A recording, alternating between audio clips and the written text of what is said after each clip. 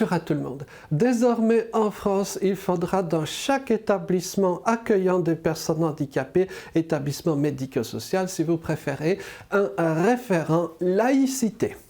Il faudra également organiser une fois l'an une journée de la laïcité. Par ailleurs, bien entendu, les infractions à la laïcité devront être signalées à l'organisme central qui tient lieu de préfecture dans le monde du handicap, à savoir l'ARS, Agence régionale de la santé. On pourrait presque y voir un sketch.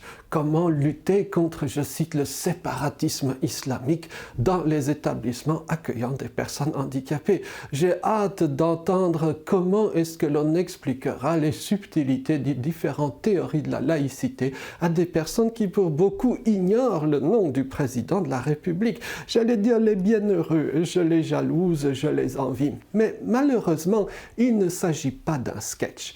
Pourquoi on en est arrivé là ?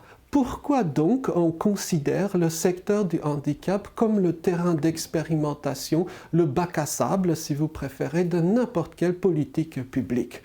Par exemple, on souhaite lutter pour l'environnement, ce qui est une chose parfaitement noble. Donc, on interdit ou quasi interdit l'usage de bains pour les personnes handicapées en établissement. Les douches seules sont permises.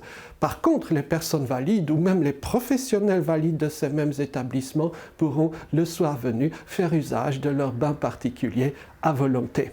Ou sur le plan alimentaire, que ce soit pour des raisons médicales ou de convictions liées au végétarianisme, ce qui peut tout à fait s'entendre, on restreint, on contrôle très étroitement l'apport alimentaire des personnes handicapées en établissement. Par contre, les professionnels valides de l'établissement, quant à eux, le soir venu, pourront manger gras, salé, sucré dans leur fast-food préféré.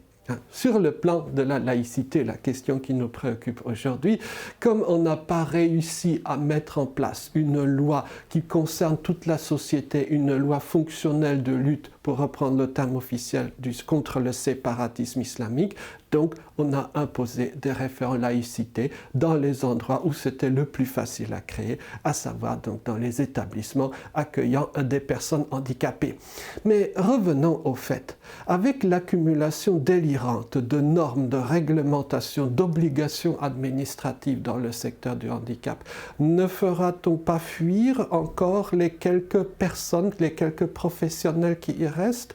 Il est devenu à peu près impossible de recruter dans le secteur du handicap. Et cela a sans doute une cause qui va au-delà des questions purement salariales. Quand on consacre ou quand on souhaite consacrer sa vie aux personnes handicapées, on ne souhaite pas la consacrer à remplir des tableaux administratifs. Mais toutefois, à y réfléchir, non seulement l'obligation des référents laïcité dans les établissements est déconnectée des réalités, parce que quel radicalisme islamique ou autre peut-on observer dans ce genre d'endroit, mais surtout tout bien considéré, ne va-t-elle pas à l'encontre de ce qu'il faudrait ? Si l'on consacre sa vie à des personnes handicapées, qu'on le veuille ou non, sous une forme ou sous une autre, il s'agit d'une démarche religieuse, avec toute une pluralité des significations naturellement derrière ce terme. Ne faudrait-il pas dès lors encourager la présence religieuse dans les établissements liés au handicap plutôt que de lutter contre elle? L'avenir nous le dira. Merci à vous, bonne soirée.